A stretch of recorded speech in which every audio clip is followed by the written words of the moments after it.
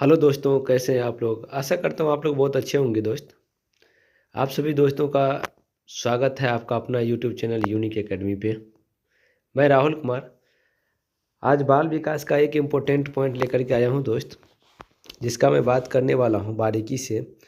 शायद आप इसके बारे में डीपली से नहीं पढ़े होंगे और बहुत ही इम्पोर्टेंट है। अगर आप देखेंगे तो आपको भी यकीन महसूस होगा कि सही में हम ये चीज़ नहीं पढ़े हैं। ठीक है दोस्त, तो आप जब भी जाए एग्ज़ाम देने इसको ज़रूर एक बार देख के जाएं। ठीक है, देखिए मैं बात करता हूँ किसका, पूर्व संक्रियात्मक अवस्था, जीन पियाजे जी का दूसरा जो अवस्था है पूर्व संक्रियात्मक अवस्था, इसके बारे में।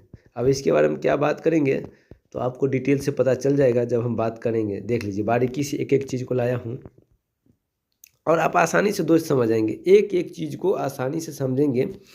इतना मैं बारीकी से अच्छा से लिखा हूँ जो आपको दिमाग में बैठ जाएगा। ठीक है दोस्त, अगर आप दोस्त नए हैं तो please like subscribe and share ज़रूर करें। अगर थोड़ा भी आपको लाभ होता है तो मेरा एक आपसे यही कहना है कि ज़रूर लाइक सब्सक्राइब एंड शेयर करें। चलिए, आज मैं बात करने वाला हूँ दोस्त जिसके बारे में वो पॉइंट सामने आ गया। देखिए, पूर्व संक्रियात्मक अवस्था आप लोग भी जानते हैं, लगभग 2 से 7 वर्ष, कहीं कहीं 2 से 6 लिखा रहता है, कहीं कहीं 2 से 7 वर्ष लिखा रहता है। तो आप मान के चलिए 2 से 7 वर्ष। यह अवस्था 2 मुख्य उप अवस्थाओं में विभाजित होती है। ये चीज़ आपको नहीं पता होगा इस अवस्था के बारे में। तो इस अवस्था के बारे में हम लोग आज इसी के बारे में पढ़ने वाले हैं कि पूर्व संक्रियात्मक अवस्था को 2 मुख्य उप अवस्थाओं में विभाजित किया गया है। क्योंकि इससे पहले हमने इंद्रजनित गामक अवस्था के बारे में पढ़ा है, जिसको 6 उप अवस्थाओं में विभाजित किया गया। उसके बारे में भी आप देख सकते हैं, जो क्वेश्चन में पूछने का पूरे चांस है। ठीक है, और इसका भी देख लीजिए, क्योंकि इसके बारे में कोई भी डिटेल से चैनल वाले नहीं देते हैं। तो ज़रूर आप इसको देख के जाइए, जो कहीं नहीं मिलेगा दोस्त वो यहाँ मिलेगा। मैं इस चीज़ का पूरा यकीनन दिलाता हूँ, आपको आसानी से मिलेगा और यहाँ पक्का मिलेगा। आप लोगों का बस काम है एक बार अपने भाई, छोटे बड़े भाई के पास शेयर कर देना। भाई एवं बहन जो भी है, जो सीटेट के लिए कैंडिडेट है, उनके पास शेयर कीजिए ताकि उनको बेनिफिट मिलना चाहिए दोस्त। चलिए, अब आपको पता चल गया कि पूर्व संक्रियात्मक अवस्था को 2 उप अवस्थाओं में विभाजित किया गया है। देखिए, पहला है प्रतीकात्मक कार्य। ठीक है, मतलब सिंबॉलिक फंक्शन, कहते हैं उप अवस्था। इसका पहला जो दिया है प्रतीकात्मक कार्य, वो कितने वर्ष का है, 2 से 4 वर्ष। इस अवस्था में बच्चा क्या क्या करते हैं इसके बारे में हम लोग पूरा जानकारी लेंगे। ठीक है, कहते हैं इसका कुछ महत्वपूर्ण बिंदु है, किसका, प्रतीकात्मक कार्य के बारे में। अब इसका जो अवस्था है 2 से 4, इसके बारे में पढ़िए। देखिए, बच्चा भाषा और प्रतीकों मतलब चिन्हों जैसे चित्र बनाना, खेल खेलना का उपयोग करना सीखता है, पर अभी भी तार्किक नहीं होता है। सही समझे, कहने का मतलब है कि बच्चा प्रतीकों के माध्यम से, चित्र चिन्ह से, सिंबॉलिक रूप से बच्चा किसी चीज़ को करता है। चित्र बनाना, खेल खेलना, इस तरह की बच्चा गतिविधि करता है, लेकिन तार्किक रूप से बच्चा नहीं करता है। ठीक है, ये आता है पूर्व संक्रियात्मक के पहला उप अवस्था के अंतर्गत। ठीक है, जिसका एज अवधि है 2 से 4 वर्ष और इसका नाम है प्रतीकात्मक कार्य। क्योंकि आपको पता होना चाहिए सिंबॉलिक फंक्शन मतलब सिंबॉलिक रूप से चिन्ह एवं चिन्हों के एवं, या कह सकते हैं इसको सांकेतिक रूप से, मतलब चिन्ह के रूप से या चित्र के माध्यम से बच्चा इस चीज पे खेलते हैं। अगला आता है दोस्त अंतर ज्ञानी सोच, इंट्यूटिव थॉट। ठीक है, उप अवस्था, ये दूसरा अवस्था है। पूर्व संक्रियात्मक अवस्था का उप 2 है, जिसमें दूसरा ये है अंतर्ज्ञानी सोच। इसका एज है दोस्त 4 से 7 वर्ष। कितना, 4 से 7 वर्ष। अब इसके बारे में हम लोग कुछ महत्वपूर्ण बिंदु जानेंगे। ठीक है, जो बारीकी से कहता है बच्चा प्रश्न पूछने लगता है। देखिए, जब 4 से 7 वर्ष का होता है तो बच्चा कुछ प्रश्न पूछने लगता है, चीज़ों को समझने लगता है, समझने के लिए अंतर्ज्ञान, देखिए अंतर्ज्ञान पर निर्भर करता है, ठीक है। लेकिन अभी भी संरक्षण और केंद्रीकरण जैसे तार्किक अवधारणाओं को नहीं समझ पाता है। इस तरह की क्रिया बच्चे में कौन सी अवस्था में देखने को मिलता है मेरे प्यारे दोस्त? ये मिलता है अंतर्ज्ञानी सोच अवस्था में, जो पूर्व संक्रियात्मक का ये दूसरा उप अवस्था है, जिसका एज अवधि है दोस्त 4 से 7 वर्ष। ठीक है दोस्त, दिक्कत नहीं होना चाहिए। अब देखिए कुछ हम लोग बात करने वाले हैं। कभी कभी आपसे ये पूछ देता है कि पूर्व संक्रियात्मक अवस्था को कितने भागों में उप अवस्था में बांटा गया? तो 2। पहला प्रतीकात्मक कार्य, दूसरा है अंतर्ज्ञानी सोच। पहला है 2 से 4 वर्ष एज और दूसरा है 4 से 7 वर्ष। इतना याद रखिए। पहला में प्रतीकों के माध्यम से खेलते हैं बच्चा, खेल खेलते हैं ना, और दूसरा में क्या करते हैं बच्चा? कुछ चीज़ों को समझने लगते हैं, प्रश्न पूछने लगते हैं, ठीक है। इस तरह की चीज़ें बच्चा करने लगते हैं, ठीक है। अब जो आता है मेरे प्यारे दोस्त, ये आता है पूर्व संक्रियात्मक अवस्था के महत्वपूर्ण बिंदु। अब 2 से जो 7 वर्ष का है पूर्व संक्रियात्मक अवस्था का एज, उसमें क्या क्या बच्चा करते पूरे का ये बात कर रहा है, ठीक है। जैसे देखिए पहला बिंदु है प्रतीकात्मक सोच, है ना। कहता है शब्दों, चित्रों और वस्तुओं के माध्यम से दुनिया का प्रतिनिधित्व करता है, जैसे खिलौने से खेलना।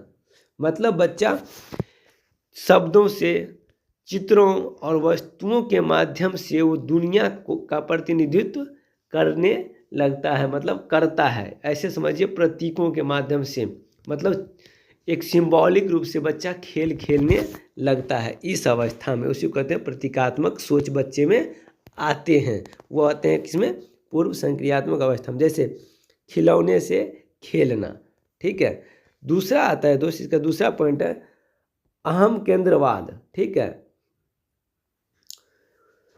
कहता है केवल अपनी ही नज़र से दुनिया को, देखिए अपनी ही नज़र से दुनिया को देखना दूसरों के दृष्टिकोण को समझने में कठिनाई। कहने का मतलब बच्चा कहता है कि जो कुछ भी है उसके चारों वातावरण में, उसके चारों तरफ वातावरण में वो समझता है मेरा ही है, हम जो कर रहे हैं सही कर रहे हैं, वो जो जैसा है वो सही है, ठीक है। मतलब अपने नज़रिया से वो सोचते हैं हम जो कुछ है सही है, दूसरे के नज़रिया से वो देखना पसंद नहीं करते हैं, ठीक है। मतलब वो जो कहेगा वही सही माना जाएगा, ये कहने का मतलब है, ठीक है।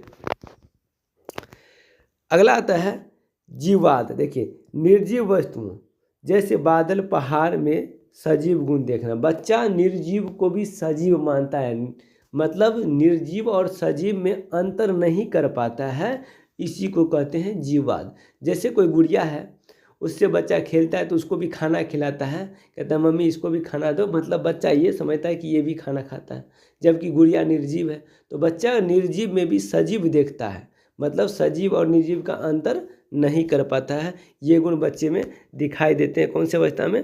पूर्व संक्रियात्मक अवस्था में। अब आता है केंद्रीकरण। देखिए किसी स्थिति के केवल एक पहलू पर ध्यान देना और अन्य पहलुओं को अनदेखा करना, जैसे गिलास की ऊंचाई देखना, चौड़ाई नहीं। कहने का मतलब ये है बच्चा किसी एक बिंदु पर ध्यानपूर्वक देता है, उसे कहते हैं केंद्रीकरण। जैसे आपको पता होगा दोस्त, एक बार एग्जाम्पल मैं बता देता हूँ, उसके बाद इसका भी एग्जाम्पल लेता हूँ। मोबाइल में मान लीजिए 4-5 वो एप्लीकेशन है, ठीक है। व्हाट्सअप है, फेसबुक है, इंस्टाग्राम है, ठीक है, यूट्यूब है। तो बच्चा 1 से 2 बार अगर बच्चा को पता चल गया कि हमें को यूट्यूब पे गेम मिलता है, तो ये मोबाइल में अगर देखेगा तो किसको देखेगा? केवल यूट्यूब को, बाद बाकी कोई भी एप्लीकेशन पे ध्यान नहीं देगा। कहने का मतलब है बच्चा का केंद्र बिंदु क्या बन गया? यूट्यूब। तो वो उसी पे फोकस करेगा, केवल एक विशेष चीज़ पे फोकस करता है, बाद बाकी को छोड़ देता है। इसको कहते हैं केंद्रीकरण। और ये गुण बच्चे में देखे जाते हैं किस अवस्था में? पूर्व संक्रियात्मक अवस्था में। जैसे ये दिया हुआ देखिए गिलास की ऊंचाई, बच्चा जो है ना, इसको देखिए, ये बच्चा जो है ना, इसमें भी अगर 1 लीटर है और इसमें भी, इसमें मान लीजिए 500 ml है, ठीक है, ml है जूस, तो बच्चा इसको नहीं पकड़ेगा, ये इसको पकड़ेगा, क्योंकि ये बड़ा गिलास है और ये छोटा गिलास है, तो बच्चा बड़े वाले को पहले पकड़ेगा। ठीक है, छोटे वाले में भले ही कितना ज़्यादा रहे उससे उसको कोई मतलब नहीं है। तो बच्चा केंद्र बिंदु एक बड़ा आकार का बन जाता है कि नहीं हमको बड़ा वाला चाहिए। जैसे ले लीजिए बिस्कुट, बिस्कुट के पैकेट में आप उसको एक भी बिस्कुट दे दीजिए तो वो ले लेगा, लेकिन उसमें से निकाल के दीजिए 5 वो तो भी नहीं लेगा, क्योंकि उसको पता है पैकेट में ज़्यादा है। ठीक है, ये चीज़ किस अवस्था में देखे जाते हैं? पूर्व संक्रियात्मक अवस्था में। देखिए, संरक्षण की अवधारणा का अभाव रहता है। ठीक है, यह न समझ पाना कि मात्रा, संख्या या आयतन समान रहता है, भले ही उसका रूप बदल जाए। ठीक है, हुआ ना? अभी जैसे आपको बताए ना, ये बच्चा इस गिलास के माध्यम, यही चीज़ हम बता रहे थे, इस गिलास के माध्यम से बच्चा ये नहीं समझ पाता है कि इस गिलास में, छोटा गिलास में ज़्यादा है। ठीक है, छोटा गिलास में ज़्यादा है और बड़ा गिलास में मान लीजिए 500 ml है तो इसमें कम है। बच्चा इस चीज़ को नहीं समझ, मतलब आयतन का डिफरेंट नहीं कर पाता है वहाँ पे, इसमें भी वही चीज़ है इसमें भी वही चीज़ है तो नहीं लेगा। और मान लीजिए इसमें भी 1 लीटर इसमें भी 1 लीटर तब तो बराबर है, लेकिन इसमें क्या है कि 1 लीटर होते हुए भी इसमें 500 ml है तो इसी को लेगा, क्योंकि इसको पता है ये बड़ा है। इस चीज़ में बच्चा में ये उसमें अभाव रहता है। ठीक है, इस तरह के चीज़ देखने को किस अवस्था मिलता है? पूर्व संक्रियात्मक अवस्था। जैसे अलग अलग आकार के गिलास में पानी हुआ ना, अलग अलग गिलास आकार के पानी गिलास में पानी रहेगा तो बच्चा सबसे बड़ा वाला में पहले पकड़ेगा, क्योंकि बड़ा वाला उसके केंद्र बिंदु बन गया है। ठीक है, केंद्रीकरण। उसी प्रकार उसका संरक्षण मतलब वो आयतन वो नहीं समझ पाता है बच्चा, ये इस अवस्था में बच्चे में अभाव दिखाई देते हैं। नेक्स्ट आता है दोस्त प्रतिवर्ती सोच। ठीक है, रिवर्सिबिलिटी का अभाव रहता है, मतलब कार्यों को उलट पुलट कर सोचने में असमर्थ। जैसे कहते हैं बाबू रे 2 + 4 = 6 होता है, उसको बोल दिए 4 + 2 = कितना हो जाएगा, तो बच्चा नहीं बता पाएगा। मतलब बच्चे में जो है ना पलटावी गुण नहीं रहता, मतलब बच्चा उलट के उसी चीज़ को नहीं बता सकता है। ये चीज़ बच्चे में कमी रहती है, अभाव दिखाई देता है, क्योंकि इस अवस्था का ये सब क्या है, लक्षण है जो इस अवस्था में देखे जाते हैं। नेक्स्ट पॉइंट है दोस्त अनुकरण। देखिए, दूसरों के व्यवहारों की नकल करना। बच्चा इस अवस्था में जब रहता है 2 से 7 वर्ष की अवस्था में, तो दूसरों का नकल करता है, उसी को बच्चा क्या करता है, दोहराता है। जैसे दूसरा कुछ बोला तो उसको रिपीट कर देता है, दूसरा जो कुछ किया, जैसे आप पेन से लिखिएगा तो पेन से वो भी लिखेगा, जिस पेन से लिखिएगा उसी से लिखेगा, कॉपी पे लिखेगा तो आप वो भी कॉपी पे लिखेगा। मतलब नकल करने में बच्चा इस अवस्था में ज़्यादा देखने को मिलता है। ठीक है, नेक्स्ट आता है जो बहुत इंपॉर्टेंट पॉइंट है, VVI है। ठीक है, VVI भाषा का विकास। तेजी से भाषा का विकास और शब्दों का उपयोग होता है। कहते हैं ना, भाषा सीखने का संवेदनशील अवस्था अगर माना जाता है तो पूर्व संक्रियात्मक अवस्था है, और तेजी से भाषा का विकास भी होता है। ठीक है दोस्त, आशा करता हूँ आप लोग समझ गए होंगे। अगर थोड़ा भी दोस्त आपको फ़ायदा हुआ तो ज़रूर आप शेयर कीजिए, सब्सक्राइब कीजिए एंड लाइक ज़रूर कीजिए। अगर कुछ कमी रह गया तो आप कमेंट कीजिए, मैं उसको सुधारने का प्रयास करूँगा। बहुत बहुत धन्यवाद दोस्त वीडियो देखने के लिए। Thank you.